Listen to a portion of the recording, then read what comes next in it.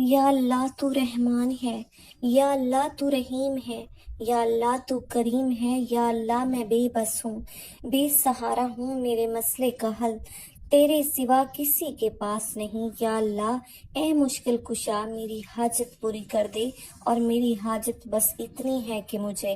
بسم اللہ الرحمن الرحیم۔ السلام علیکم ورحمۃ اللہ وبرکاتہ۔ محترم ناظرین، صلاۃ الحاجت کیا ہے؟ صلاۃ الحاجت کی فضیلت کیا ہے؟ صلاۃ الحاجت کے کیا کیا فائدے ہیں؟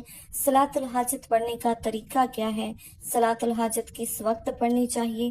محترم ناظرین، کیا کبھی ایسا ہوا ہے کہ آپ زندگی کے کسی موڑ پر بے بس ہو جائیں، ہر دروازہ بند محسوس ہو، کوئی راستہ سجائی نہ دے اور دل میں ایک ہی سوال گونج رہا ہو، اب کیا کروں؟ ایسے لمحات میں انسان بے چینی اور اضطراب کے سمندر میں ڈوبنے لگتا ہے، مگر کیا آپ جانتے ہیں کہ ایک خاص نماز ہے جو اللہ کے دربار میں آپ کی فریاد کو شرف قبولیت بخش سکتی ہے؟ جی ہاں، صلاۃ الحاجت وہ عبادت جو دعا کو بلندیوں تک پہنچاتی ہے، وہ وسیلہ جو ناممکن کو ممکن بنا سکتا ہے۔ یہ ایک ایسی نماز ہے جو حاجت روائی، مشکلات کے حل اور مرادوں کی تکمیل کے لیے نبی کریم صلی اللہ علیہ وآلہ وسلم نے تلقین فرمائی۔ اس کی فضیلت کیا ہے، یہ کیسے پڑھی جاتی ہے اور کیسے یہ آپ کی زندگی بدل سکتی ہے؟ آئیے ان سوالات کے جوابات جاننے کے لیے آگے بڑھتے ہیں۔ کیا آپ نے کبھی سوچا کہ آپ دنیا اور آخرت میں ناکامی کا شکار کیوں ہو رہے ہیں؟ رزق کی تنگی، مشکلات کا طوفان، دعائیں بے اثر کیوں لگتی ہیں؟ حقیقت یہ ہے کہ جب ہم اپنے خالق کے سامنے جھکنے سے کتراتے ہیں تو کامیابی کیسے مل سکتی ہے؟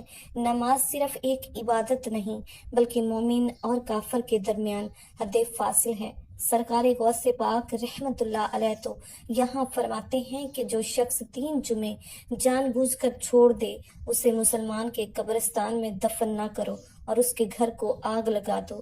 سوچیں، جب نماز ترک کرنے پر ایسی سخت وعید ہے تو پھر کامیابی کیسے ممکن ہو سکتی ہے؟ لوگ وظائف اور عملیات تو کرتے ہیں مگر نماز سے غفلت برتتے ہیں اور پھر شکوہ کرتے ہیں کہ دعائیں قبول نہیں ہو رہی۔ یاد رکھیں، جب تک آپ سچے پکے نمازی نہیں بنیں گے، کوئی وظیفہ، کوئی عمل، کوئی دعا فائدہ نہیں دے گی۔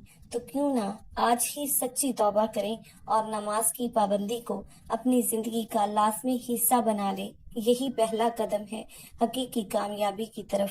نماز کی اہمیت اور فضیلت کا اندازہ اس بات سے لگایا جا سکتا ہے کہ اللہ تبارک و تعالیٰ نے ہر چیز کا حکم زمین پر وحی کے ذریعے نازل فرمایا، لیکن نماز ایک ایسا اہم فریضہ اور عظیم الشان تحفہ ہے کہ جسے اللہ تعالیٰ نے وحی کے ذریعے زمین پر نہیں بلکہ نبی کریم صلی اللہ علیہ وآلہ وسلم کو آسمانوں کی بلندیوں پر بلا کر عطا فرمایا۔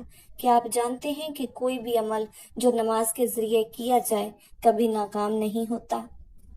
کیونکہ نماز صرف ایک عبادت نہیں بلکہ وہ ذریعہ ہے جو بندے کو براہ راست اللہ سبحانہ تعالیٰ کے دربار تک پہنچا دیتا ہے۔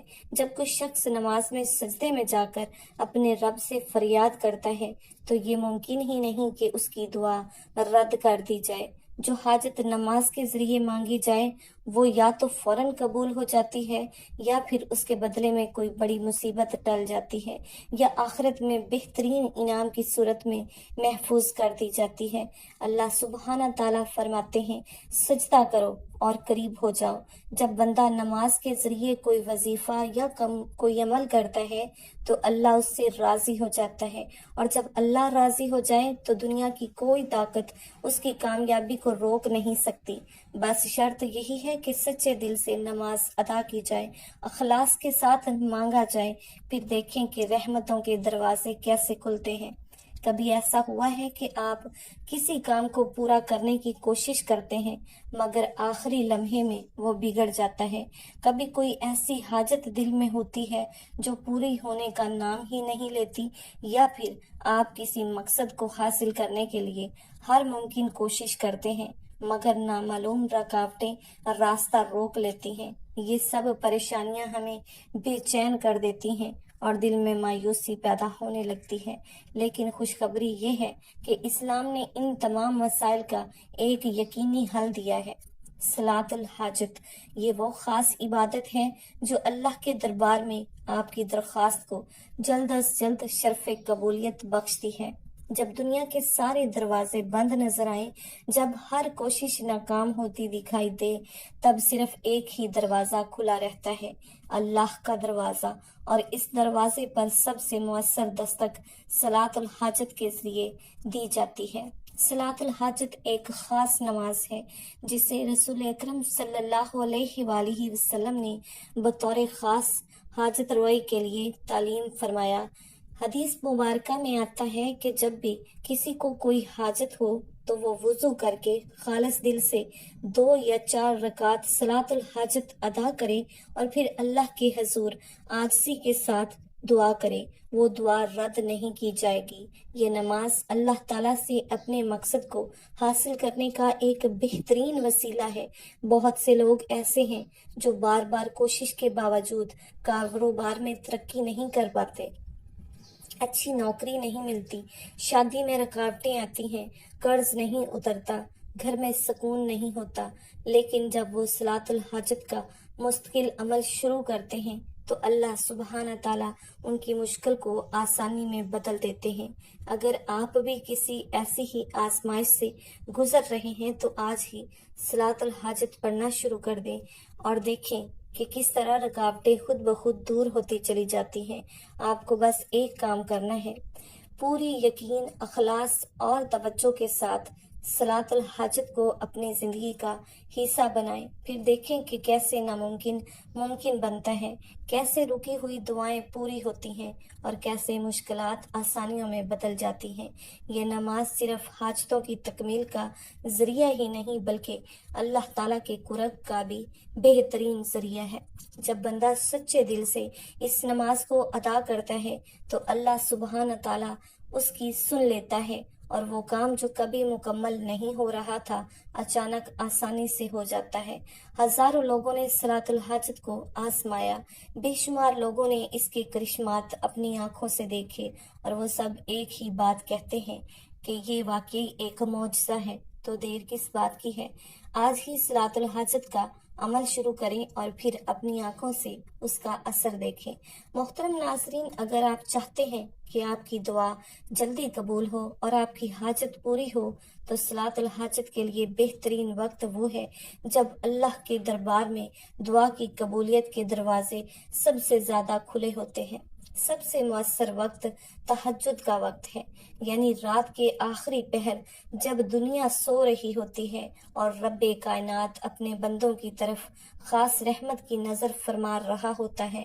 حدیث مبارکہ میں آتا ہے کہ اللہ سبحانہ تعالیٰ رات کے آخری حصے میں آسمان دنیا پر نزول فرماتے ہیں اور پکارتے ہیں، ہے کوئی مجھ سے مانگنے والا کہ میں اسے عطا کروں، ہے کوئی مغفرت طلب کرنے والا کہ میں اسے معاف کر دوں۔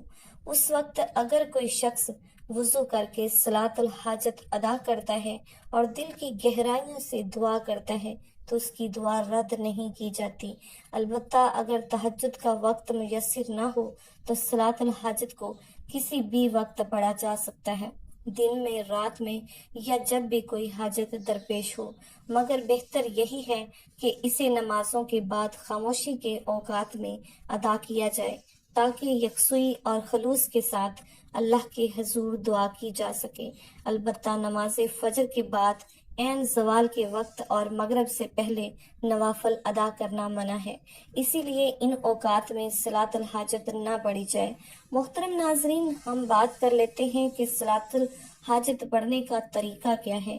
آپ کو اپنی حاجت کے لیے یا آپ کا جو بھی مقصد ہے اس کو پورا کرنے کی نیت سے 2 رکعت نفل صلاۃ الحاجت کی نیت کرنی ہے۔ میں نیت کرتا ہوں یا کرتی ہوں 2 رکعت نوافل صلاۃ الحاجت واسطے اللہ کے، منہ میرا کعبہ شریف کی طرف، اللہ اکبر۔ تو اس طرح آپ نیت کر لیں۔ آپ کو پہلی رکعت میں سورہ فاتحہ یعنی الحمدللہ پڑھ لینے کے بعد 50 مرتبہ سورہ اخلاص پڑھ لیں اور پھر رکوع اور سجدہ کرنا ہے۔ اب آپ کو ہر سجدے میں سجدے کی تسبیح سبحان ربی الاعلیٰ 3 مرتبہ پڑھ لینے کے بعد قرآن پاک کی سب سے مشہور آیت کریمہ لا الہ الا انت سبحانک انی کنت من الظالمین، اس کو 50 مرتبہ پڑھ لیں اور پھر دوسری رکعت کے لیے کھڑے ہو جانا۔